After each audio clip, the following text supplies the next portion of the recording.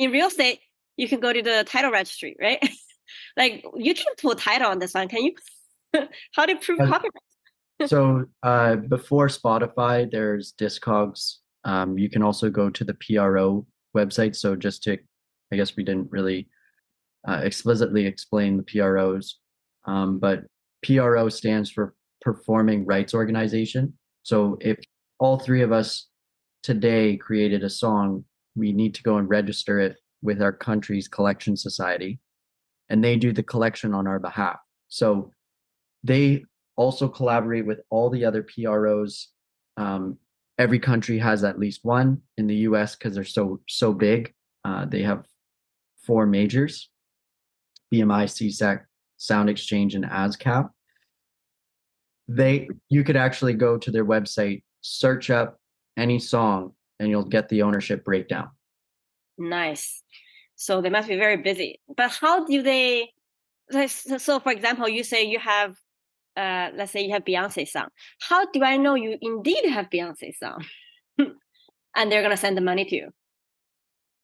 Well, I think if we reverse it and say bottom up, if the system is set up where you're saying if Cindy Shen wants to write a song and get paid for it or register the interest, the copyright, whatever, you have to register the song and it gets allocated, right? Yes. So, in Canada, you would go to SOCAN up at Leslie and 401, Society of Composers, the equivalent in the US, as we discussed, ASCAP and BMI. So the songwriters, the creators have to register with the PROs. Now, if a record company thinks that it's a great situation, or Drake wants to use it or something, then it goes the next step, because in the bigger business model, the record companies are taking 50% for marketing you around the world. So an artist has to make that decision whether they want to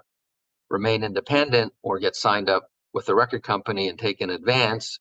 And then the other half, the 50%, gets divided amongst, if you think about it, Cindy, the songwriter, Cindy, the lead singer, but she needs a band, how many people in the band, how many other co-writers.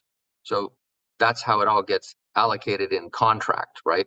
So it's a pretty standard process. Understood. That part I think is pretty easy, but because I think you guys are buying, so you guys are not registering as songwriters or whatever. So how do you prove that you truly bought the ownership? As in, like in the future, they know they have to send the money to you guys instead of the original producer.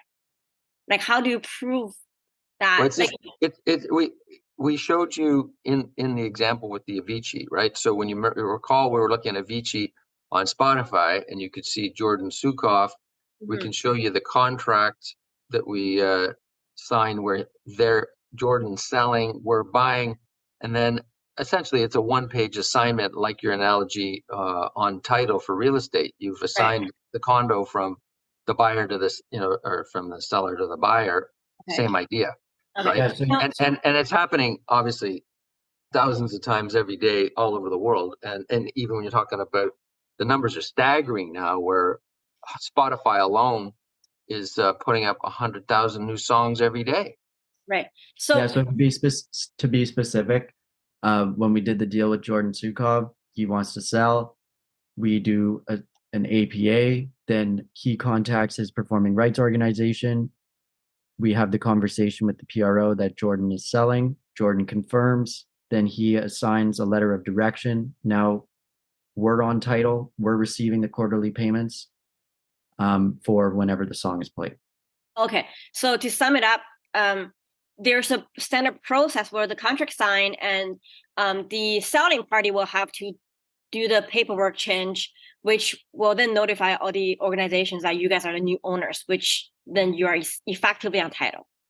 And they now have to pay us. Yes. Yes. Okay. Got it. So there is a standard process. Okay. Got it. Good. Okay. Very interesting. Very interesting. I'm learning so much. Okay. Next is how to